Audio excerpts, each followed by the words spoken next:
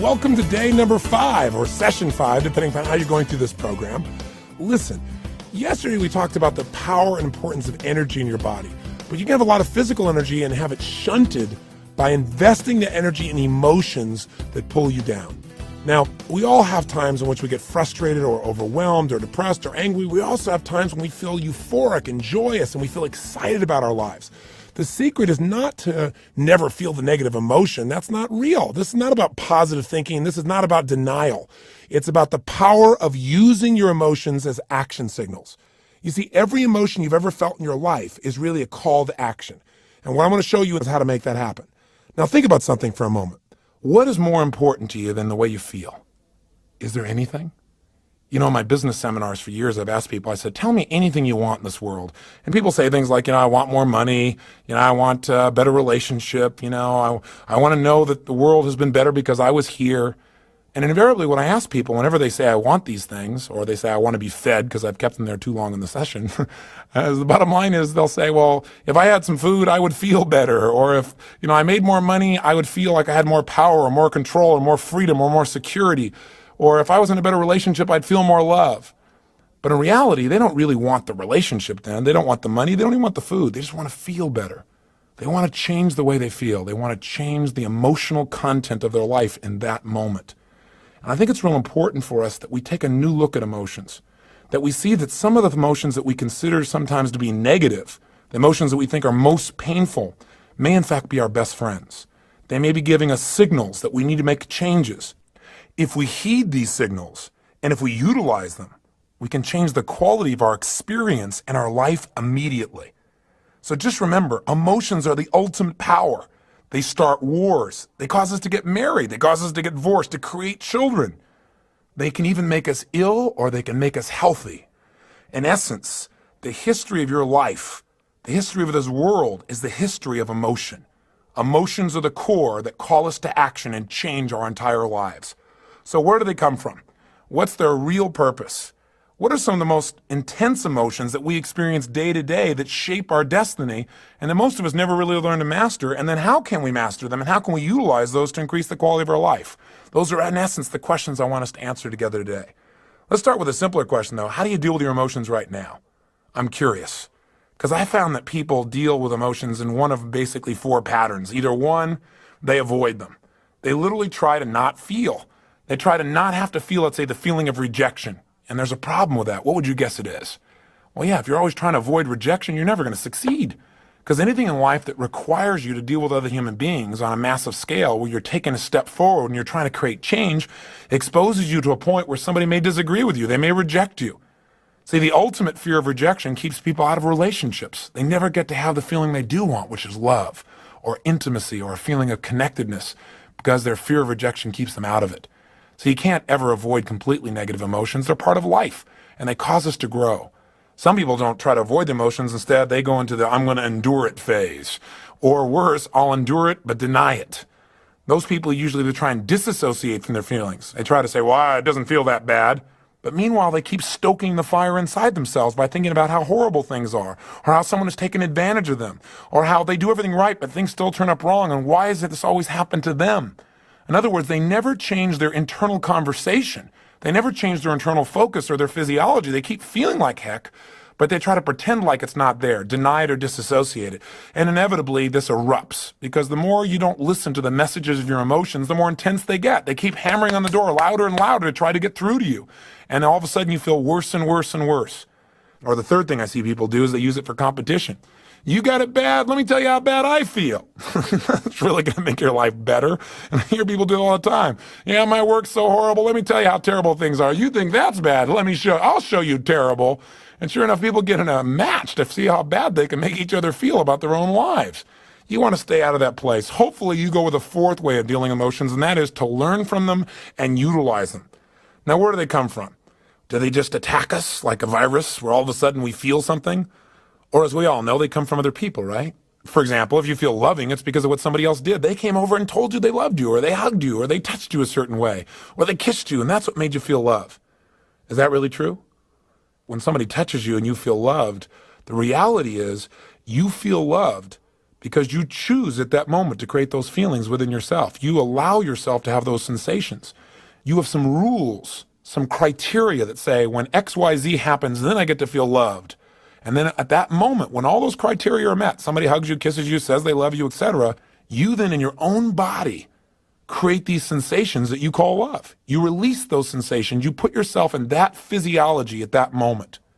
Conversely, if you feel bad, if you feel angry, if you feel overwhelmed, depressed, frustrated, lonely, all of these emotions are also created by only one person, you. By what you choose to focus on, or to be even more specific, by the meaning that you attach to any experience in life. Let's repeat that so we remember it. How you feel at any moment of time is really the result of the meaning that you've given to your experience. In other words, let's say a man opens a door for a woman. How does that woman feel about that? Well, the answer has nothing to do with the actual event, but rather her interpretation of the event, what she chooses to label that event as meaning. Some women feel demeaned by the process. How dare you, you male chauvinist pig? You can imagine how some guys look back and go, what is the matter with her? Because what it meant for him was respect. Or it may have meant for him he was doing it out of appreciation, or love, or just simple caring. See, what we feel is not based on our experience, but again, on our interpretation of our experience. It's the way we represent our experience that determines how we feel. And look again at that word represent. It means, if we spell it out, represent. In other words, something just happened. Now, after it happens, you take it in through your five senses and you make a representation, another presentation of what happened inside your head. The way you represent those events will determine how you feel. So again, in this case, this woman took the simple act of a man opening the door with a smile on his face and she represented it inside of her head as, he's trying to take advantage of me. He's trying to make me less than him. He's trying to dominate me in some way. We must be very careful of the meanings we attach to things, because those meanings basically determine the quality of how we feel in our lives. We must make sure that the emotions we feel are appropriate, that in essence they empower us instead of disempowering us. There are no negative emotions. There are no bad emotions. Every emotion serves us as long as we interpret it in a way that adds a powerful meaning to our life, something that moves us forward instead of backwards. Now let's go a step further. Why don't you just analyze the difference between two emotions for me, just by experiencing them if you would. Stop for a moment right now, and I want you to think about something that you'd like to have happen in the future. And what I'd like you to do is hope that it will happen. Just take a moment, stop for a second, close your eyes if you can. Now, if you're in a car, this is not a very useful exercise. Okay, you might have to hope with your eyes open. I hope you keep your eyes open while you listen to me here. But right now, I want you to think of something you want to have happen in the future and just hope that it will occur. Just hope. Notice how this feels. Now, I want you to notice, do you see like two different possibilities when you hope? I'm curious, do you see it working out, not working out? How does it feel to hope? Now, open your eyes, kind of change your state a little bit, move your body around, change your physiology. And then secondly, I want you to try another emotion. I want you just for a moment to close your eyes and think of this thing you want to have happen, but expect it to happen. Put yourself in a state of absolute expectation, where you absolutely expect, you know it will happen. And as you expect this will happen, as you know it will happen, you create that in your body. Right now, I want you to notice how that feels, and also notice how this is different than hope. And then as you do, open your eyes, and what was the difference? Now, when I ask people to do this in seminars, one of the first differences that people will tell me is that hope for them, when they hoped, they saw two different examples. They saw it working out. They also thought of the possibility of not working out. In other words, they held two different options of what was going to happen in the future, and they didn't feel very certain. When I ask them which one they like better, they always say they like to expect better than they like to hope. In addition, they'll say things like, well, I felt like when I was hoping that I was passive, but when I was expecting, I was active. I felt move forward. I felt more intensity. So what I begin to hear is the difference in these emotions for a lot of people is the way you represent them. That is, you focus on both possibilities. When you hope, when you expect, you just focus on one possibility. This is what's going to happen, and that's all you picture. That's all you notice. That's all you think about. In addition, there's this movement when you expect, this sensation, this tension, but it's a positive tension. All emotions have different components. We will learn how to use those components to intensify our positive emotions and to lessen our negative emotions. I just had you do this exercise for another quick reason. I wanted to reinforce something. Were you able to hope this thing was going to happen in the future a moment ago? And were you in fact able to expect it, to create that feeling in your body? then once again, I've proven to you that you do control your emotions, don't you? There was no reason to expect it. Nothing I said had changed the content of whether or not you would succeed. I just told you to choose to expect something would work out, and you did it, didn't you? And did it feel better? So remember, you're always in control of how you feel. Nothing in the environment controls you. It's the way you interpret the environment, the meaning you give, the rules you have that determine what positive or negative feelings you give yourself. So why do we have emotions in the first place? What's their purpose? Especially, why do we have these painful emotions? You might say, I know what these powerful positive emotions are for because I deserve ecstasy. Well, I agree with you. You deserve to feel great, and they're a reward system. And some people look pain as if it were the punishment system. And sometimes it is. When we don't follow our own rules, when we don't live by our own values, by our own life standards, then we certainly give ourselves pain as a way to keep ourselves on track because we want to avoid pain. But I think negative emotions serve a very powerful positive purpose. Negative emotions are a signal that a change is needed. Let's think about this for a moment. When you feel an emotion like fear, an emotion that most people try to avoid at all costs because it's just too painful, or any variant of that emotion like worry or concern or terror, when you feel those emotions are giving you a signal. Rather than just try to avoid the feelings, you should listen for and notice the signal and utilize it. The signal of fear is you must prepare. Boy, that's a valuable signal. It's in your body for a reason. It's saying to you that something may be coming in the near future that you better be prepared for, either prepared to cope with or prepared to deal with. That's valuable information. We don't want to deny that emotion. We don't want to avoid it and pretend it's not there. That's how Niagara happens. That's how people get in trouble emotionally, physically, financially, in their relationships. They don't want to feel the fear that the relationship's not working out, so they pretend it's still going great. Until one day they find themselves 5 feet from Niagara Falls in a boat with no oars and going, oh shoot, it's too late. They take an emotional fall, a relationship fall. Make sure that these emotions serve you.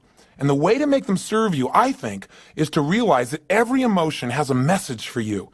And what you want to do is not make it wrong, not avoid it, not freak out about it, not make yourself wrong for feeling it, but to do 6 things. Number 1, identify what the emotion is.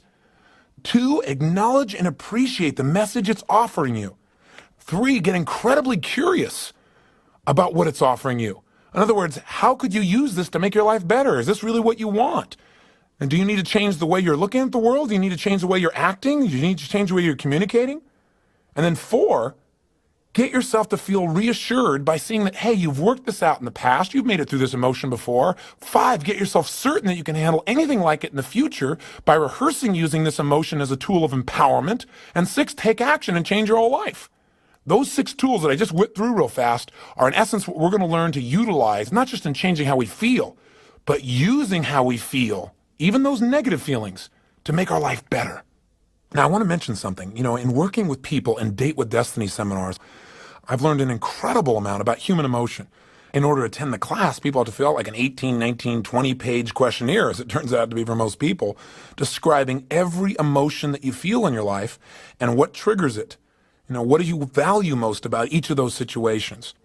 If there's any one thing I've learned by going through all of these forms, is that human beings seem to have unlimited ways of describing negative emotions. I get to read about how people get to be frustrated and insecure and lonely and bored and sad and angry and impatient and annoyed and anxious and unsure and guilty and unworthy and depressed and disrespected and humiliated. Can you believe I do this for a living? I can't believe this. But the good side is this. I get to also read about how they get to have joy, love, success, abundance, contribution, flexibility, creativity, power, impact, curiosity, wonder, beauty, spirituality, respect, sincerity, integrity, kindness, confidence, ecstasy, you name it. We have lots of pleasure we can have in our lives too. The challenge is that most people, though, spend more time in the negative. They spend more time trying to avoid those negative emotions instead of using them. So what I've tried to do is to sit down and say, okay, there are all these different ways of describing emotion. The question is, do enough of them fall into a group of categories that we could chunk them down? In other words, you might say, well, I'm really feeling concerned or worried or anxious or scared or terrified, but that really all is just forms of fear, right? So what I'd like to do in this session, at least, just for the sake of our conversation and for our ability to deal with our emotions, is to take and create a model for each other. A model that I've created where basically I fit all emotions into 10 categories. Now, the challenge with this is we all have different labels for what a feeling means. So yours may not agree with the ones I'm putting down, but just for our ability to have a conversation and for our ability to deal with our emotions, we're going to say there are 10 types of emotions just for the sake of conversation. Is that okay with you? I hear a yes, I just hallucinate. That's another kind of emotion, I guess. But here are the 10 emotions, and I'd like you to jot them down. Take out your Get the Edge journal, and let's write down these 10 emotions. I'll wait for one moment. Moment's up. Welcome back. Here are the 10 categories of emotions. Here's the first one, uncomfortable emotions. You say, it's a pretty big category. You're right. But I'm basically describing here emotions that don't have a tremendous amount of intensity, but they do bug you, they bother you. Feelings of boredom, for example, or being impatient, or uneasy, or distressed, or maybe mildly embarrassed would probably fit under uncomfortable for most people. The second category of emotions would be the emotions of fear. Those could be things like concern, apprehension, worry, anxiety, feeling scared, or even terrified. These are all different types of emotions that we're going to relate, for sake of our conversation, to fear. The third category of emotion I call hurt. Any kind of feeling you would link to hurt. And we're going to talk about how most of our feelings of hurt come from a sense of loss. Fourth category, anger. And anger, again, has a large variety. Everything from mildly irritated to angry to livid to resentful to furious to enraged. Anything in that category we're going to talk about as an anger emotion. Fifthly, emotions of frustration. These are any emotions you would link to being held back or hindered in your pursuit of something.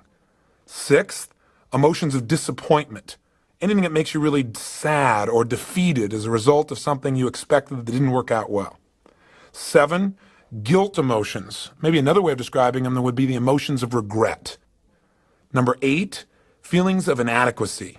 Any emotion you've ever experienced that you would consider causing you to feel like you're less than or unworthy would fit into this category we call inadequate. Number 9, feelings of being overloaded. Now again, overloaded I'm using to make it soft, but most of the emotions you probably link in here would be feelings of being overwhelmed or even hopeless or depressed. Anything that makes you feel like there's more than you can possibly deal with would fit into the overloaded category of emotion. And lastly, number 10, lonely emotions. Anything that makes you feel alone, like you're lonely, like you're apart from or separate from, would fit into this category. So again, the 10 are 1, uncomfortable feelings, 2, any feelings of fear, 3, any feelings of hurt, 4, any feelings of anger, 5, any feelings of frustration, 6, any feelings you would link to disappointment, 7, the category of guilt and regret, 8, feelings of inadequacy, 9, feelings of overload, overwhelm, hopelessness, or depression, and 10, any feelings you link to loneliness. Okay, it's a big set of categories, but here's why I've done this. I want to train you and myself. I've just started to use this technique on myself because I just came up with it, and it's pretty fantastic. I've enjoyed it. If I do say so myself, I'm quite humble. Really, it's really fantastic. I've had a good time with it, and I hope you will as well. All of these emotions, these categories of emotions, are there for a reason, and they're to give us a message that something needs to change. Now, one of two things has got to be changed when we're feeling any of these emotions. And before I tell you this, let's make sure you're enrolled here. How would you feel in your life if you knew, no matter what emotion you felt, you could go, okay, am I feeling uncomfortable, or is that a feeling of fear, or is that a hurt feeling, or an anger type of feeling, or a frustrated type of feeling, or a disappointed, or a guilty, or inadequate, or overloaded, or lonely feeling? How would you feel if you knew that in a moment or two, you could instantly get out of that feeling, no matter how intense it had been? Would that be useful? Then stick with me, okay? Because I know this may seem a little bit cumbersome at first, so listen to me carefully. At any moment you feel any emotion, the first step you're going to always want to take to master your emotions, I mentioned earlier, I say it to you again, first step always will be to identify the signal. And what I mean by identify the signal is figure out, if you're having a feeling, which one of these categories does it go into. So let's take a look at how this might work. Let's say something happens between you and a loved one, and as a result you feel rejected. You look at your list of 10 here and you say, rejected's not on here, Tony. Well, step number 1 is identify which category it most fits. Well, when you feel rejected, you really could feel a lot of things about that rejection. You might feel uncomfortable, you might feel actually hurt, or you might feel angry about it, or as a result of rejection, you might feel lonely. What I'm trying to do is get down to the core emotion that really is controlling you, rather than just this giant word called rejection, which really isn't the essence of what you're feeling. As you go down, you look through your list, and by the way, I know you're not good at this list yet because it's brand new, but you'll memorize it simply by listening to this over and over again. What we're going to call them from now on is action signals, because that's exactly what they do. They are signals for you to take action, to reevaluate the way you're perceiving something or the way you're proceeding, the way you're communicating your feelings to other people, or the way you're behaving around other people or situations. In other words, they're going to tell us we got to make a change in order to get what we really want. And that's what these action signals are all about. They're not negative, they're not bad, they're there to serve us. But for now, let's come back to the example. We said step number one then always is identify the signal. That simply means where does it fit in here? So in this example, we've said that rejection really was just uncomfortable for you. Maybe what happened is you turned to kiss your husband or wife and they were busy reading or writing or something and they didn't really reciprocate. You felt, kind of uncomfortable about that. You didn't feel lonely. You didn't feel hurt. You didn't feel angry. You just felt a little uncomfortable. The signal of being uncomfortable is calling to your attention a message. And the message of uncomfortable feelings is, one, realize you need to change your state. That right now, no matter what happens in the state you're in, you're not going to appreciate it. You're not going to be resourceful in understanding what things really mean. Say, for example, you're feeling in a state of being uncomfortable about that. You're going to start hallucinating. Well, gosh, my husband or wife, they weren't really loving to me. Does that mean that they're not interested in me anymore? Does that mean that, that our relationship's not as strong? We tend to hallucinate when we get in an unresourceful state. So when you feel uncomfortable, first message from that signal is, hey, change your state. Second, clarify what you want. Immediately, you got to clarify what you want. That's what this signal is trying to tell you. It says, yeah, don't just be uncomfortable. What do you want? If you want your husband or wife to be closer to you, get clear that's what you want. And step three, immediately take action in that direction. And the way to take action in that direction is communicate your desire or do something that expresses it. Make sure you do something until you achieve what you want and you're no longer uncomfortable. It's literally that simple. Don't just sit around and go, gosh, I feel bored. I feel foolish. I feel insecure. I feel kind of rejected. I feel uncomfortable. Say, great. I need to change my state. The fact that I'm uncomfortable is a signal. It's giving me a message to immediately change my state. 2, clarify what I want. And 3, take action in that direction. If you do that, you've conquered this emotion immediately. Let's say you felt rejected to the point where you called it hurt. You really felt hurt inside. Well, what's the message of hurt? When you feel the sensations you call hurt feelings, that signal's giving you a different message. And the message there is that there's an expectation you have that's not been met, and you have a sense of loss. That's why it's more intense than just being uncomfortable. You feel like you've actually lost something. Now, the challenge with this, as with all these emotions, is that when you identify the message, you must immediately clarify what has to be changed. Whenever you have what you used to call a negative emotion, you're now going to call an action signal. You know that action signal is signaling you need to change one of two things. Either your perception or your procedure. Now let me clarify what I mean by that. Your perception might be, for example, that, gosh, you feel hurt. You feel like your husband doesn't love you so much anymore, or your wife doesn't love you so much anymore because, gosh, when you first met, boy, all you had to do was, look at them and they dropped their newspaper and came over and hugged you, and now they don't. You have a sense of loss, and that hurts you inside. And that hurt is a lot more painful than the feelings of just being uncomfortable. The point, though, is this. Is this an appropriate emotion for you to feel based on this situation and this time with this person? And that's really the question we want to ask ourselves whenever we have an emotion. We know that when we have that signal, we need to first identify it, and then secondly, immediately appreciate this signal is offering us a message, and the message is we need to change. Again, our perception or our procedure. So our perception might be, person doesn't love me. Do we need to change our perception? Do we have some rules that are inappropriate in this situation? And the answer here probably is yes. Wouldn't you agree? This person is just wrapped up in what they're doing because they're just immersed. It doesn't mean they love you any less. What this emotion is telling you is you need to change your perception because otherwise you're going to feel pain for no reason. You might also look at this same situation as a symbol that you need to change your procedure. Procedure means the way you're proceeding with this information. In other words, what this may be is a signal to you that you really aren't communicating your real needs to your husband or to your wife.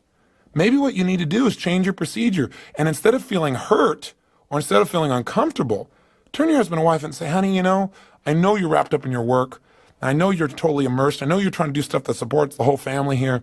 But you know what? I just need, 3 minutes with just you and I, because I really need right now to just feel loved by you. I need to hold you. I need to feel connected to you.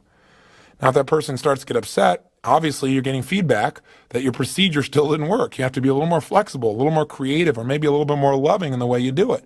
Or maybe change the timing in which you go about something. But that's changing procedure, changing the way you communicate. Or another way of changing procedure might be it's a signal that says that the way you're communicating your husband or wife doesn't make them want to make you feel loved right now. That your present behavior may be turning them off. For example, let's say you feel rejected by them because when you come in the door, they don't rush up and give you a hug. They're immersed in something. Now, how do you respond to that? Well, what a lot of people do when they feel rejected is they feel uncomfortable with it, or they feel hurt, or some people get angry when they feel rejected. Now, what's the message of anger? The message of anger is you have a standard for your life, something that's important to you, and it's not being met by another person, or maybe even not being met by you. Sometimes we get angry because we're not living our own standards, huh? So let's say as a result, one of your standards is that people who love you, they run up and they greet you in your home. They don't do that today. Well, you feel angry. One of your standards has been violated. Something you believe important is not happening, and now you're angry about it. How do you respond now to your spouse who doesn't even know what's going on? Maybe you give them a dirty look, or maybe you make some snide remark, or you find something wrong with what they're doing. As a result, this person may very well purposely reject you. Now when you're feeling this rejection, you're feeling this hurt or this anger, and you say, okay, this anger means I have a message here, a signal. Signals I need to change either my perception or my procedure. Maybe you don't need to change your perception. Maybe they really are rejecting you deliberately. Maybe the procedure is not only how you communicate, but how you're behaving. Maybe you need to look and say, I'm not treating this person in a very loving way. No wonder they're giving me this feedback. I need to change me. Are you following me so far? So we're always getting the message. We're identifying the signal. We're appreciating the message and knowing the message is telling us we either need to change our perception or our procedure. The way we're communicating, the way we're behaving. I want to change either my perception or my procedure, the way I'm communicating to this person or the way I'm behaving, or just the way I'm looking at the whole darn thing and making it so I don't have pain. I need to look at things, communicate, or behave in a new way. That's the message of pain. Let me say that again because I think you'll get this one. If you're feeling pain, it's a message. You need to change the way you're looking at things and therefore what they mean to you, or change the way you're communicating your desires or needs to someone, especially if the pain involves somebody else, or change the way you're behaving, the way you're treating others, and that'll get you a new response. That's in essence the basis of all these action messages. They're telling you got to set a new outcome and move in a new direction. Otherwise, you're going to stay in pain. And by the way, let me mention something to you. If you ignore a message, if you ignore one of these signals and these action signals, whether it be the signal of feeling hurt or fearful or angry or frustrated or disappointed or overloaded, that signal doesn't go away. It intensifies. You'll feel even more hurt, even more angry. It intensifies until one day you get smart enough to say, hey, I got to change something here. I got to change my expectations, the way I'm evaluating this thing, the way I'm looking at things, the way I'm feeling about it, or the way I'm communicating what I need, or I got to change the way I'm behaving, period. I'm going to keep feeling this until I make one of those three changes. It's that simple. Next, once you've identified the signal, i.e. you've identified, you said, I was feeling rejected, and what that really means is I'm feeling uncomfortable, or it really means I'm feeling hurt, or angry, or lonely, or whatever. Then the second step is appreciate the message. Respect that emotion. Don't make your emotion wrong. So many times we say, well, I don't want to feel rejected, or I don't want to feel bad, or I don't feel angry, I don't want to feel hurt. Don't do that. Appreciate it. It has a message for you. It means you got to change. But it also means something very specific depending upon which emotion of these 10 categories. So before I go any further, let me review with you what the messages are that each one of these 10 signals is giving you. We've already said that if you're uncomfortable, the message is simple. You got to change your state, clarify what you want, and take action in the direction of what you want. And immediately you won't be uncomfortable anymore. If you're feeling category number 2, emotions of fear, whether it be concern or apprehension or worry or anxiety or scared or frightened or terrified, no matter what intensity it is, any one of those still are fearful emotions, and fear emotions deliver one message to us. We need to prepare ourselves to deal with something or to avoid the negative consequences of something that's coming up, something that's about to happen, a situation or an event. Basically, fear is get prepared. Get yourself so you can deal with something. And that's a valuable message, isn't it? Now, the problem is what most of us do is we get fearful and we don't take the message. We either try to deny the fear and act like we're real strong, and all it does is get stronger and stronger, or worse, we just surrender the fear and we don't get the message. All we do is we get caught up in the emotion and we get more and more scared and we amplify it. And we start thinking of the worst that can happen rather than figuring out, okay, what do I need to do to be prepared to avoid the negative consequences and make this work? For example, people have fear of failure. That's a valuable fear. It's saying get prepared so you won't fail. You might have a fear because the IRS is coming to visit you and you get a little note in the mail. You get this feeling of anxiety. That's probably a useful fear, right? It's probably saying to you, hey, you better go get all your paperwork in order. If you didn't have that message, if it wasn't painful enough, you might slough it off. They might show up and it may cost you a lot of money, not because you weren't accurate or honest, because you weren't prepared. Same thing happens if somebody asks you to give a speech and you get a little fear inside. Maybe it grows into anxiety. The more intense it gets, the more we tend to surrender to the emotion rather than get the message. That's why we may want to convert fear and say, well, I'm a little concerned. And what I'm concerned about is I need to prepare for the speech so I do the best possible job and I'll feel confident instead of fearful. Now, again, with each of these emotions, we want to hear the message and see is the message appropriate. You may already be prepared. You may be as prepared as you can get. There's a limit to what you can do, right? There's a point where you have to have some faith. At that point, you might just have to say, you know what? This is a message I need to change my perceptions, not my procedures. I'm prepared by my procedures. I know what to do. I know how to do it. But I got to stop focusing on this thing being the worst possible situation. I just need to decide to become confident now, to focus on it working instead of it not working. The third category of emotions, those of hurt feelings, give us a signal and a message that says you have an expectation that's not been met and you have a feeling of loss. I.e., you expected somebody to keep their word and they didn't. That hurt your feelings. Or you expected someone never to share something that you told them privately and they told somebody else. And now you feel hurt. You feel a sense of loss of intimacy with them or loss of trust. And that sense of loss is what creates that feeling of hurt inside of us. What do we need to do? It tells us immediately that we have to evaluate, is there really a loss here? Again, do we need to change our perception? Maybe you just didn't communicate to this person that when you told them this, you wanted them to keep this information private. Maybe you haven't lost anything.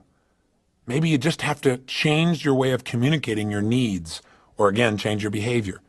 The next category is anger. That's the fourth category. And again, emotions like irritation or feeling livid or furious or enraged or resentful, all of these fit into this category. Any of these emotions are simply signals giving you a message, and the message here is that an important rule that you have in your life has been violated by someone else or maybe even by you. See, when we think something's really important and somebody violates that rule, we get upset about it. How we deal with that upset will determine a great deal how much pain or pleasure we really experience in our lives and how close we get to other people or how much we push them away from us. In other words, if somebody violates your standards, that's the message. What you're supposed to do with that message is real simple. Communicate that you have a standard. Communicate that you know it's only your rule. It isn't necessarily their rule, but you need their help. So if we use the earlier example where you shared something in confidence with someone, but you didn't tell them it was in confidence, you expected them to know that, and you didn't just feel hurt, you felt angry about it. Then the bottom line is, instead of beating that person up, you need to go to that person and communicate in a different way. Right? Change the way you're communicating, change your procedure and say, I know you didn't understand this to be private, but this is really important to me and you need to deal with it as quickly as possible. Anger is usually an outgrowth of hurt. In other words, when you're hurt, you have a feeling of loss. Something you expected didn't work out. When you're angry, it's because it's something you think is really important that wasn't handled, or you've got a lot of hurts that have built up and you've not expressed them, you've not communicated them. So anger is usually a signal that something you believe is really important has been violated by someone or yourself, or that you've had a lot of hurts that you've not expressed that have built up until their anger. How do you deal with it? Change your perception. Maybe this person wasn't trying to hurt you at all. Change your procedure. Communicate better what your real needs are, or change your behavior. Tell people up front, hey, this is private. Promise me you won't share this with anybody because it's real important to me. Either way, you'll get out of your anger quickly. It's simply a signal that says you need to clarify with the people what your rules are and get them to agree to meet them, or you need to compromise them possibly. Some things you get angry about, you're going to get angry about for the rest of your life. And you better identify those things and realize that those are just your standards. They're not everybody's standards. And if you go around being upset because everyone doesn't live by your rules, you're going to be upset your whole life. So again, maybe you need to change your perceptions, change your rules so that life is a lot simpler and a lot less painful for you. The fifth category of emotions, frustration. These action signals are telling you need to change your approach to achieving your goal. Whatever you're going after, you're not going to get it the way you're doing it right now. That's why you're frustrated. You keep trying to get the same result by doing the same thing over and over again. There was a definition given a long time ago about insanity. They said insanity is attempting to get a new result by doing the same thing over and over again. It'll never work. So you've got to change your approach. When you feel frustrated, just know, hey, that's a message. I got to change my approach. I need to be more flexible in the situation. Category number 6, disappointment. If you start to feel disappointed, that's a signal. And that signal is bringing you a message. And the message is that you need to realize that an expectation you had, an outcome you're going after, is not going to probably happen unless you change your expectation and make it more appropriate for the situation at hand. In other words, maybe you wanted something to happen in too short a period of time. I was doing a seminar about a week ago, and I was in Fort Lauderdale. And I was in the restroom, and this man recognized me and came up to me. It's always interesting when you're in a restroom and people come up and ask you for advice about how to change their life. It seems a little inappropriate. But anyway, the bottom line is it made me uncomfortable, actually, and I guess I had to clarify that I needed to change my state, clarify what I wanted, and take some new action, which I did right then and there. I won't give you the details. But the bottom line is, this man told me, he said, gosh, I'm hoping you can help me and turn my whole life around. He said, because I've been doing everything I know. I've been listening to every tape there is. I read every book, and I've been doing it all, and nothing seems to be working. He said, I feel like I'm so disappointed. I did everything but he said, and my life still isn't working out. He said, I just feel like I just could take my life. And I said, well, you want some help? And I didn't say that harshly. I did it to break the guy's pattern. He looked at me like I was crazy, and then he saw me smiling, and he kind of, his brain fried for a moment there, and he saw that he was being ridiculous, and so was I. And so he said, well, I said, listen. I said, what you need to realize is that the reason you're disappointed is you're getting feedback. Disappointment says that you set some pretty strong goals within a certain time frame, and you didn't meet those. So you got to change your goal a little bit. You got to make it more appropriate for where you are right now. Make it a little bit more realistic for where you are right now. I said, remember something. God's delays are not God's denials. See, you may just be in what I call lag time. Lag time means if you go out right now and you plant a seed, you don't come back the next day and look for the plant. You don't expect to all of a sudden reap your reward the next day. See, if you planted a seed and then you ran back the next day and you went to the soil and you said, hey, soil, where's my plant? The soil will just giggle at you and say, hey, what are you new? It doesn't work that way. You got to work through all the different seasons and stuff. How can you be disappointed already? But some people manage to do that. I said, so you may be in lag time. Sometimes you put a seed in, you plant something, and it takes a season for you to get the reward. And you're still in springtime, and you're expecting it to be fall. Realize disappointment says you need to change your expectations. You need to change simply your view of things and come up with a more appropriate outcome for the time that you have involved, the people you have involved, the situation you have involved. So that's the message. Listen to it. Utilize it. Don't keep re-experiencing disappointment and stacking it until you feel overloaded or overwhelmed or hopeless or inadequate, which are emotions we'll talk about later. But first, let's talk about the next one. The seventh major category of emotions are guilt or regret emotions. Hey, when you've got feelings of guilt or regret, a lot of people say, well, don't feel guilty about anything. Garbage. Guilt serves you if you hear the message. And the message of guilt is really simple. It says you violated one of your own standards and you must do something immediately to ensure that you're not going to violate again in the future. That's why you have the pain of guilt. Now, what most people do is they do one or the other. They either deny the guilt, take themselves out of it, and don't feel guilty at all, which, I agree you shouldn't stay in guilt, but if you just deny the guilt and don't get the message, the guilt's going to come back. It'll get you sooner or later. It's back there. It's deep. It's dark. It'll get you. So with that fear, maybe you should turn that fear into getting the message instead of being overwhelmed and, again, surrendering to guilt. That's the other extreme. People just walk around and they allow themselves then to feel inferior for the rest of their life. They feel so regretful about what they once did. That is not the purpose of guilt. It's to make sure you clean up your act. It's to make sure that you don't violate this again. It's that you make things right when you screw up. That's what you got to do. Now, sometimes you can't. Sometimes someone has passed away or something's occurred where you feel guilty about something that happened in the past you really can't change. The only thing you can change is your present and future behaviors. When you do that, you can let go of the guilt. But that's the message it offers you. And again, when you immediately feel the signal, what do? You identify the signal and you realize, hey, I'm feeling regret or I'm feeling guilt. Secondly, you appreciate the message. It's a message that says you need to change something. Either your perception or your procedures. Maybe you're feeling guilty about something you shouldn't feel guilty about at all. Have you ever done that? I know I have. I felt guilty one time because I didn't help somebody feel happy enough. I used to run around. If everybody around me wasn't happy, I feel guilty if I felt good. How stupid. We don't want to fall into that category. You might want to change your rules or your perceptions. Or you might need to change your procedures again. Maybe the procedure is you feel guilty about the way you communicated to somebody. You were too harsh. Go back and clean it up. Say, hey, I'm sorry. I didn't mean to do this. I really regret what I said. I was wrong. Boy, the guilt will disappear. Or change your behavior in the future. Change the way you're going to communicate to that person or people like them. Any one of these three changes, again, will immediately eliminate the guilt, and then guilt has served a good purpose, hasn't it? It's kept you on track. It's moved you forward. It's made you a better person. That's why it's there. Utilize it. Don't wallow in it. Let's go to category number 8, inadequacy. Boy, if you feel inadequate, those are any of those emotions, again, that make you feel like you're less than. Feelings of being unworthy, for example, would be inadequate feelings. Whenever you feel this emotion or emotion like it, get excited. Appreciate it's offering you a message, and the message is simple. It's saying you need to do something to get better in this category right away. It doesn't mean you have to be perfect at it. Inadequacy just says you got to do something. Don't sit on your duff anymore. You're feeling inadequate because you haven't done anything to be really good in this area. Now, the first thing you got to do is, as you go through this process, is ask yourself, is this really an appropriate emotion? That is, am I really inadequate, or do I need to change the way I'm perceiving things? Maybe I got some rules that say, in order for me to be adequate, I have to go on the dance floor and outdo John Travolta. That's probably inappropriate perceptions. You need to change the perceptions. Or it may be changing the procedures, which is, I need to prepare myself by doing something right now to get better. One thing you could do is just go practice. One thing you do is go out and initiate some communication. So inadequacy is a message to get up and do something to become better, or to change your criteria, to look at what you're doing and make it easier for yourself to feel adequate. You've probably got rules that are too harsh.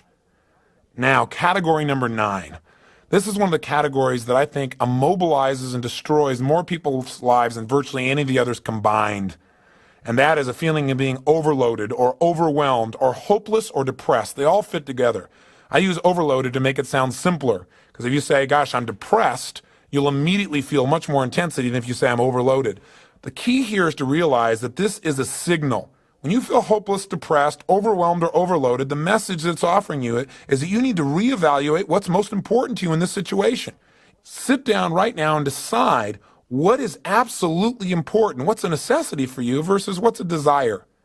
Write down all the things that are most important for you to accomplish.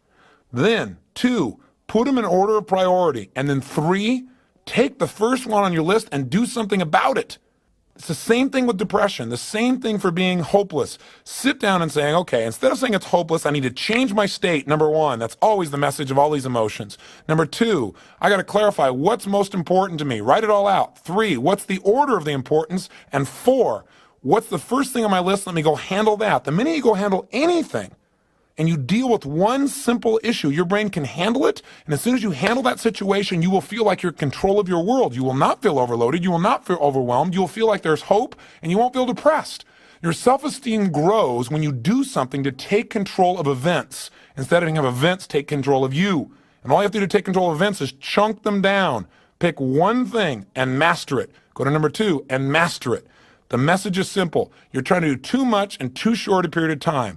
You're looking at the whole world and expecting everything to be perfect overnight, and you're feeling like you can't handle it all. Chunk it down. Here's the final category. Category 10, feeling lonely. Have you ever felt really lonely? Gosh, I don't think there's anybody alive who hasn't. But what does it mean when you feel lonely? What is the message that you should get from that signal? I think the message is really simple. What we really need at that moment, the message is telling us we need a certain connection with people. The challenge with that message is a lot of times people take the word connection, or the idea of the need for a connection with another human being, and they make it into a sexual connection or instant intimacy. And then they feel frustrated because even when they have that, they still feel lonely. What we really need to do is identify what kind of connection. Maybe you do need an intimate connection. Maybe you just need some basic friendship, or someone to listen to, or somebody to laugh with, or someone to talk to. It's real important when we feel lonely just say, hey, this is really neat. What's great about being lonely is it says I really care about people. I love to be with people. And I need to find out in what way I want to be with somebody right now. And then take an action immediately to go in the direction we want. In other words, all 10 of these emotions are a message to our brain to say, hey, what you're doing right now isn't working, and you need to change it. Either change your perception, change what criteria you're using, your way of looking at things that makes you feel this way because your perception is not appropriate, or change the way you're communicating. You're not communicating things in a way where people know your needs, or just change your behavior. What you're doing isn't working. Change your approach. So whether it be fear, where you're saying, hey, what you're doing is you're not prepared enough, get more prepared, or change your perception. You are prepared. You're just making a criteria for yourself. You have to have too much to feel prepared. You're feeling fearful because your criteria are too intense. Your rules are too hard to meet. Change it and look at it and see that you really are prepared. Or there'd be something like regret, where again your brain is saying, hey, something you did isn't working. You broke your own rules in a way that doesn't work for you. Either you really didn't break your rules, your perception's unfair, Or you broke your rules and you need to change it. You need to do something so that you will never again break these rules. You'll never again go through this kind of pain because it's not appropriate. That's in essence how we want to deal with these 10 emotions. And what you want to do is get to know these 10, review them over and over again so that when, hey, you have an emotion and you say, my gosh, I'm feeling jealous. First step, identify the signal. Which of these 10 categories does it fall into? Well, gosh, jealous, what is that? Do I am feeling angry feelings or am I feeling fearful feelings about the jealousy? You might say, well, I'm really feeling angry. Well, then there's a standard that I have that's been violated. First step, do I need to change my perception or my procedures? As I respect the emotion, what is the meaning I should take from this? What's the message? Well, maybe, the fact that they said hello to this other person, maybe I need to change my perception. Maybe that's not so bad. Maybe I shouldn't feel jealous about that. Maybe that's an unfair rule, an unfair way of looking at things. Or maybe I need to communicate my needs. That it wasn't just a conversation, it's giving that person a kiss like that doesn't meet my rules. And I need to communicate that to that person so they know, so that they can respect my values, so they can respect what my needs are. Or maybe I can change my behavior, and when I start to feel jealous, instead I can just go and share more intimate feelings, more loving feelings to this person I was jealous of, and maybe they'll change the whole quality of the relationship right then and there. So now that we understand the messages, the 10 messages, and again, I know you'll need to review this, let's take a look at the 6 steps. I've given you the first 2, and I've repeated them over and over again so that you'll remember them. What's step 1? You feel an emotion. I don't care what it is. Let's say you say, I feel destroyed. Number 1, immediately identify the signal. What is destroyed? Is that uncomfortable? No, it's more than that. Is it fear? No. Is it hurt? Yeah, it feels really hurt. That's what it is. So you identify what it is. 2, appreciate the message. Saying I got to change something. Okay, do I need to change my perception? Or do I need to change my communication of my needs? Or do I need to behave differently? What do I need to do there? And what's the specific message? What is the specific message that hurt offers me? Hey, there's an expectation I have that's not being met and I have a feeling of loss. Then I go to step 3 of the 6 steps, and that is I got to get curious. What I need to do is get curious about what do I really want to feel and what would it take to make that happen? So here are the 4 questions you're going to ask to get curious. You've identified the challenge, you appreciate the message, you respect the fact that your emotions are helping you. They're giving you a signal to take some kind of new action, and now you're curious. And your curiosity is, well, how do I really want to feel? Let's say you were feeling destroyed, which is really just hurt. How do you want to feel? Well, I want to feel confident, or I want to feel loved, or I want to feel connected. As soon as you identify what you want to feel, you're moving in the direction you want to go. All these emotions are telling you is you need to refocus on what you want and take some new action. So ask yourself, what do you want? How do I want to feel? Second question that you want to ask from a curious state of mind is, what would I have to believe in order to feel this way right now? So you might say, well, what I want to feel is close friendship instead of pain. And so the next question you ask is, what would I have to believe in order to feel that way? Well, I'd have to believe that nothing could ever violate my sense of friendship with this person, that they really do care about me, that that feeling is really there. Third question, what am I willing to do to handle this right now so I can feel this way? Well, I'm willing to believe that. I'm willing to trust. I'm willing to have that faith. I'm willing to communicate to that person that I love them no matter what. I'm willing to ask them, what does it take for us to really have friendship here and not to be in a position where I feel destroyed by the way somebody communicates? And the fourth question is, what's great about this, or what can I learn from this? You might want to ask yourself, well, one of the things I learned is that I contributed to these feelings by my rules, by the way I looked at things, or by my intensity. So what can I learn from this so in the future I never have to go through these feelings again? Again, if you can get curious about your emotions and what created them and what you can learn from them and how you can make sure you don't have to go through the pain again, then sure enough you can accelerate your growth in life, experience a lot more pleasure and a lot less pain. Step 4, you get confident. How do you get confident? You reassure yourself that you can handle these emotions right now by remembering times when you've handled it in the past. Are you following me on this? Have you ever felt jealous before and then you got over it? Can you remember a specific time? Or have you ever felt destroyed, really hurt, but you got over it? Go back and remember a specific time when you really felt hurt and somehow you got over it. You didn't think you could, but maybe you communicated to the person, or maybe you changed your state, or you asked yourself a good question like, what else could this mean? Maybe this person isn't trying to destroy me, they're not trying to hurt me, maybe they're just stressed out, maybe it's not even about me. Maybe people are doing the best they can with the resources they have. Remember a time when you're able to deal with the emotion, and that'll make you confident you can deal with it right now. Step 5, get certain. And what I mean by that is, to be certain you can handle this, stop right now in your mind and imagine coming up with different ways of handling this emotion. Come up with 3 or 4 different ways where that jealousy comes up and you communicate it to somebody else in a way where they're hearing you. And if one doesn't work, you try another one. You rehearse it in your mind several times, where you see yourself, okay, one time expressing it by saying, I know I'm wrong and I have this misperception. Another time you say it with a smile and say, I'm a little crazy at times, but this is how I felt here. Another time you do it by giving the person a hug and whispering, I need your help. See, you look at many different ways of communicating something, so you deal with the emotion and you rehearse it till pretty soon you feel confident. Gosh, I got lots of ways of expressing my emotion in a way that empowers me in my relationships rather than disempowers me. And finally, step 6, get excited and take action. Do something right away that reinforces that you can handle this emotion. Go make that communication to the person you need to so you don't stay stuck in any emotion. Go express your emotion in some way that reinforces that what you've rehearsed inside your mind and what you got curious about, the new distinctions you made, really do work for you. That really you can change the way you feel, and you're doing it right now. 6 simple steps, 10 emotions that you can recognize. Now, how do you get good at anything? The answer is pretty simple. Practice. I hate that word practice, though. I'd rather say do it, because practice implies maybe you're not very good at it. The way you get good at something is you do it. And every time you do it, you try and do it even better. You don't ever practice. You're always going for it full out, having fun with it as well. And the best way to deal with emotion, as you remember, is kill the monster while it's little. Make sure you deal with those anger emotions when they're at the level of a little bit irritated, not when they're in rage. If you handle them at the level of a little irritation, they're a lot easier to deal with. Also, remember the tools you've already learned. If you start to feel like you're in rage, connect yourself and say, well, maybe I'm not in rage, maybe I'm a little annoyed, or I'm a little bit inconvenienced by this conversation. That'll break your pattern and make it easier for you to hear the message of those emotions and take new actions instead of being caught up in those emotions and surrendering to them or being defeated by them. The emotion's there to serve you, but you've got to hear the message and act upon it. And by the way, the very best way to get what you want is to focus on it. That is to experience it, to plant it. Think of your mind, your emotions, and spirit as the ultimate garden. The way to make sure that you harvest what you want of that garden is not to keep practicing planting disappointment seeds and fear seeds and saying, boy, I'm really good at taking those things out and learning from them and showing what got to change, but instead to plant seeds like love and warmth or appreciation.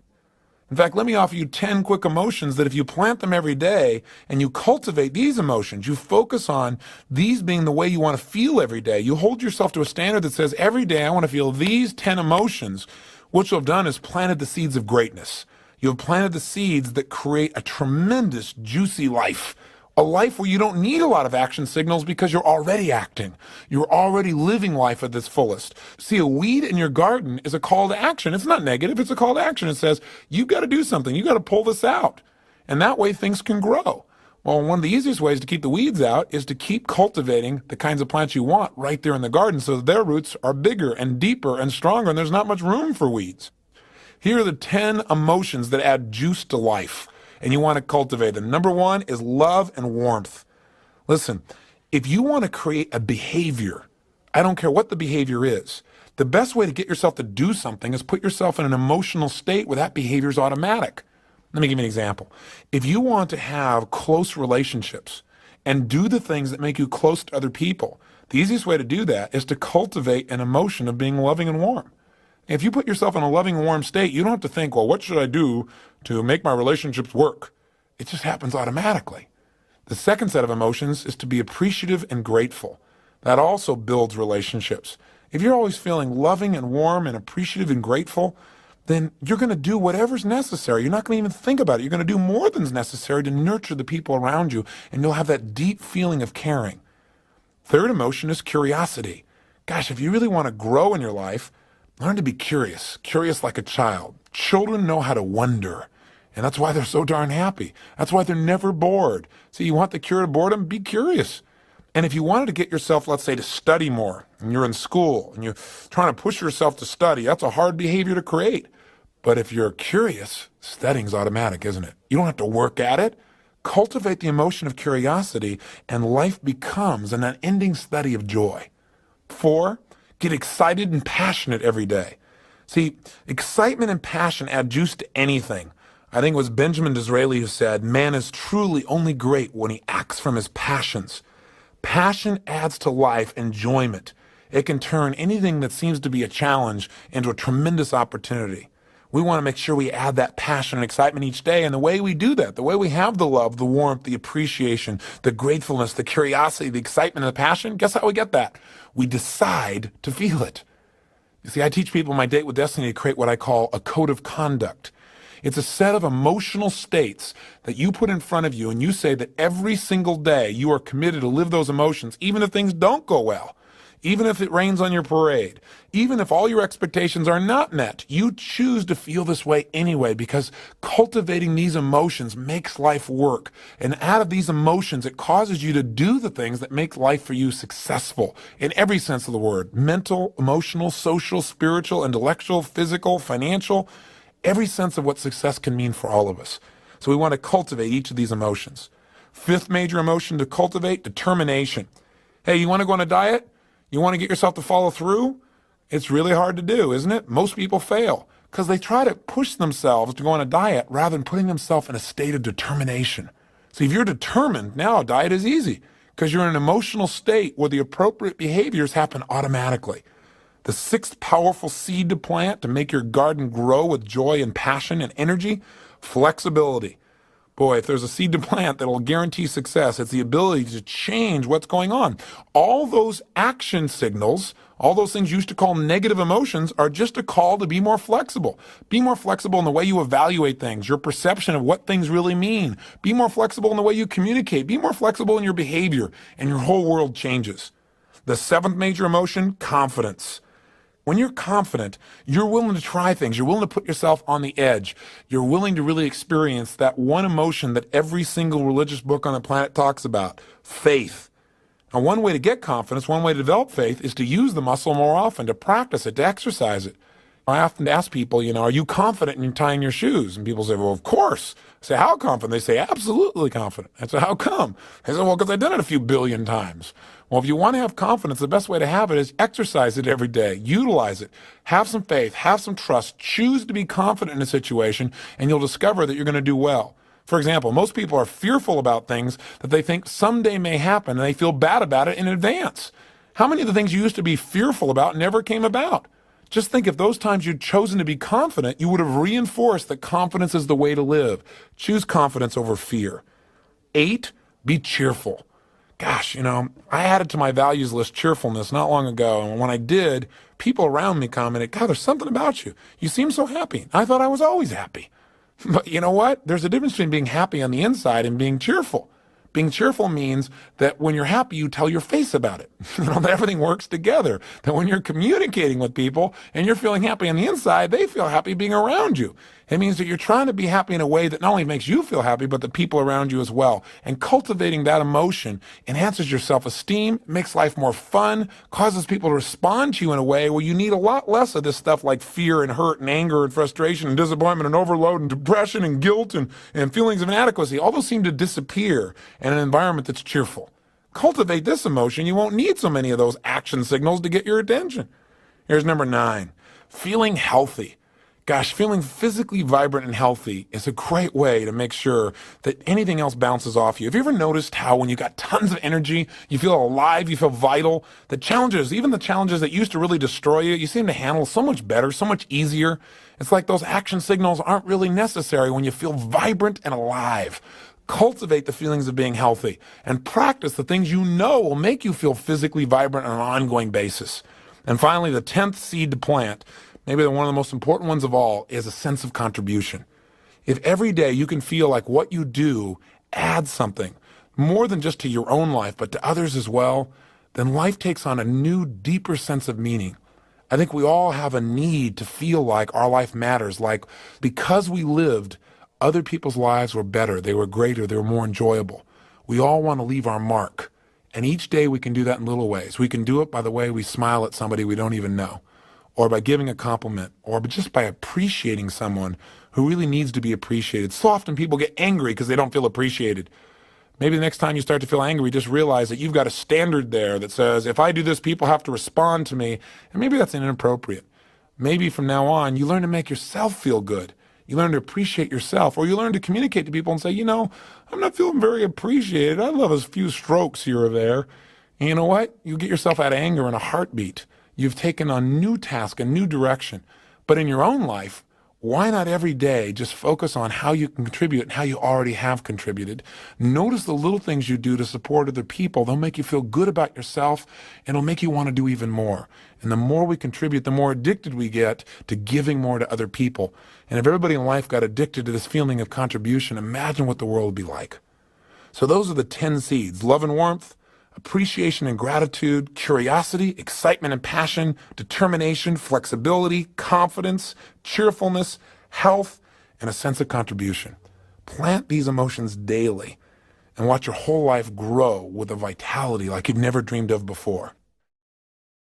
Remember the 6 steps. Identify the signal. This feeling I'm having right now, which of these 10 categories does it fit into? 2, appreciate the message. Respect it. Don't make the feeling wrong. Just immediately look at it and say, okay, this is a message. I need to change something. Number 1, maybe I need to change the word I'm using. Maybe instead of being devastated, I'm a little concerned. Maybe I need to change my perception or my rules about this. Maybe it's inappropriate to feel this way. Or maybe I need to change my procedures. In order to get out of this emotion, I need to communicate more effectively and tell people, this is really what I need. I want to meet your needs too. Can you help me out with this? Or maybe I need to behave differently. Maybe I need to just treat people differently and they'll treat me differently and I won't feel this hurt or this anger or this depression or this upset. Or maybe I need to be more flexible in my behavior and then I won't feel like I'm stuck anymore. I won't feel so frustrated. Again, I've got a lot of choices. 3rd, get curious. Get curious about what you really want. Ask yourself, what do I really want in this situation first? 2nd, what would I have to believe in order to feel that way right now? Maybe you already believe it and can start feeling that way instantly. Thirdly, what am I willing to do to make it the way I want it? And 4thly, what can I learn from this? What's great about this? Did I contribute to this? And how can I make it better so I don't have to experience it in the future? How nice to be able to move on. 4thly, get confident. Remember times when I've dealt with this. Remember some specific times you dealt with this emotion and you handled it. You turned it around. We all need a little hope. And one of the best places of hope is that we've handled it in the past. Hey, I've done it in the past, so I can probably handle it in the future. And I can probably handle it right now. And then get certain, number 5. Get certain because you're not just confident about the past, but rehearse in your mind. Imagine dealing with it coming up in the future. Situations where it would have come up and now you handle it easily. The best way to get good at something is practice it. And there's a good thing to remember. Our brain can't tell the difference between something we vividly imagine and something we actually experience. So if we imagine dealing with it enough times, we'll start to feel absolutely certain we can deal with it in the future, and we will. That mental program will be in place. And finally, get excited and take action. Go out immediately and use your new feeling and take some kind of action that supports you in expanding your sense of freedom, your sense of love, your sense of appreciation, gratitude, curiosity, or whatever emotions you want to feel more of. And finally, I'd say this to you. If you remembered nothing else but this one thing, it's probably the most important thing for you to remember about emotions. Every feeling you have, good or bad, is not based on the actual reality of life, but rather your interpretation as to what things mean. And remember, nothing in life has any meaning except the meaning you give it. So if you don't like the way you're feeling, change the meaning. And the way to do that is ask one question. And again, if you remembered nothing else, remember this right now. Whenever you start to feel bad, ask yourself this question: what else could this mean? You start to feel like somebody's hurt you. What else could this mean? Maybe they didn't mean to hurt me. Maybe what this means is that they're just frustrated in their own life. They're just confused. They don't know what's going on. They're scared. I wonder what's going on with them that makes them treat people this way. What else could this mean? Whenever we get absolutely certain we know exactly what things mean, we tend to create some pain for ourselves. So if you start to feel like you're in pain, what else could this mean? Maybe what this means is I need to be more flexible. Maybe this means I'm about to learn something. Maybe the fact that I'm frustrated means I'm about to have a breakthrough. Maybe the fact that right now I feel a little overwhelmed is because I'm about to grow and expand. And when I learn how to deal with this, I'll be able to deal with almost anything. What else could this mean? See, you and I at any moment can choose a new meaning and therefore choose a new way of feeling and a new way of behaving. And you know what? We're never going to know the absolute meaning of anything. If somebody passes away, you really cared about them and they die. You can feel really bad. You can feel disappointed. You can feel frustrated. You can feel angry. You can feel hurt. You can feel sad. And all those are appropriate emotions. But make sure you take a message from it. And the message you got to eventually come out with is, what's an empowering way of looking at this? What else could this mean? Maybe it doesn't mean that I just lost somebody. Maybe it means this person has gone someplace they need to be. Or maybe this means my connection will be even stronger with them now than when they were here. Maybe this means I will value my own life and give more while I'm here because I realize that life is delicate. Choose meanings that empower you in life instead of assuming meanings that disempower you. It's a final message to remember. Now, let's use these 6 steps and these 10 emotions over the next 2 days. Just concentrate directly on any feeling that comes up that feels disempowering, that feels negative, and immediately as it comes up, identify it, recognize that it's valuable, that it's giving you input, you need to change something. Find out if you should change what it means to you or if you should change your procedures, your communication, or your behavior. Immediately then get curious. Hey, how do I really want to feel? What would I have to believe in order for me to feel that way now? What am I willing to do to make it the way I want it? And what can I learn from this? Then immediately remember times when you've handled it before and get yourself confident. Get certain by rehearsing dealing with that situation in the future, and then go use it. Go do it right away. I want you to do that for the next 2 days deliberately. Then just carry your list around, and whenever it seems appropriate, over the next month, just glance at it when you're having an emotion, when you're having a feeling that doesn't feel good, and run yourself through the process. But do it deliberately and consciously for the next 2 days so you develop a habit in your head. Second assignment, make a list of all things you can do to make yourself feel good. Now, do you understand what I'm saying here? Just a list of anything you could do at any moment in time that makes you feel good. Because I think most of us have never sat down and said, gosh, how many different ways do I have to feel good? Most of us only have a few ways consciously to do it. Smoke, drink, eat, make love might be a positive one, exercise, maybe go watch TV or a movie. But maybe you want to expand your list. And I did this recently for myself, and it was fantastic. I came up with 62 things that I can do to make myself feel good at any moment in time, no matter where I am. It was pretty darn exciting. I'd never realized I had that level of choice. And once I brought it to my conscious awareness, I have that list and I feel like, wow, there's so many ways to feel good. I can do it any moment, no matter what's happening around me. And by having that many choices, I could throw out some of the old ones, like eating as a way to feel good. Maybe eating just becomes fuel then, because you got so many other better ways to feel good. I just realized how powerful music is for me in terms of changing my state. I was in my car and I have classical music and I have pop music and rock music. I go from listening to Aida and Bocelli to Blink-182 or Lenny Kravitz. All the ranges of emotions, I can change them in a moment or two. I go from being excited and ready to exercise to just being deep in emotion. All that within a few moments using music. And you know what? There's no negative side effects, except maybe the volume I use every now and then. But other than that, it's not there. So what are all the ways you can make yourself feel good that have no negative side effects? Make a list and then put them in an order of what you'd be willing to use in any environment. Like, for example, taking the right kind of breath to just change the way I feel is a fantastic gift I can give myself, and I can do it anywhere, anytime, anyhow, even if there's not music around. So make a list for yourself. It'll expand your world. It'll expand your emotional choices and how to trigger yourself. Thirdly, look at these 10 emotions that you used to think of as disempowering. We keep calling them action signals.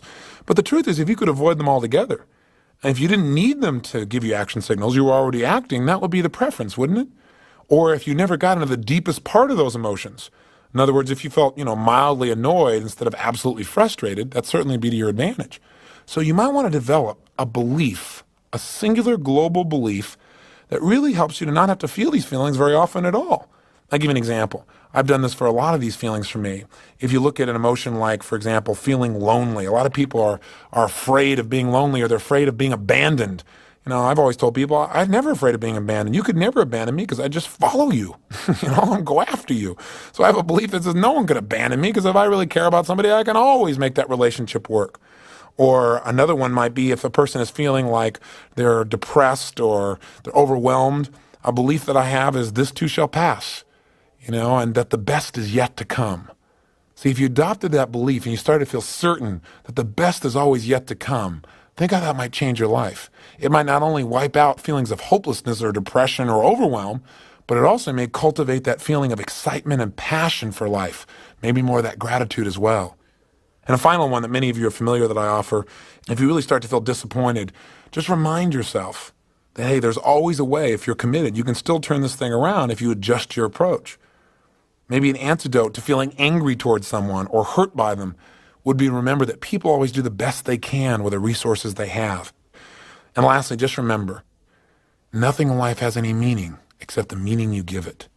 If you don't like the way you feel, choose to create a new meaning.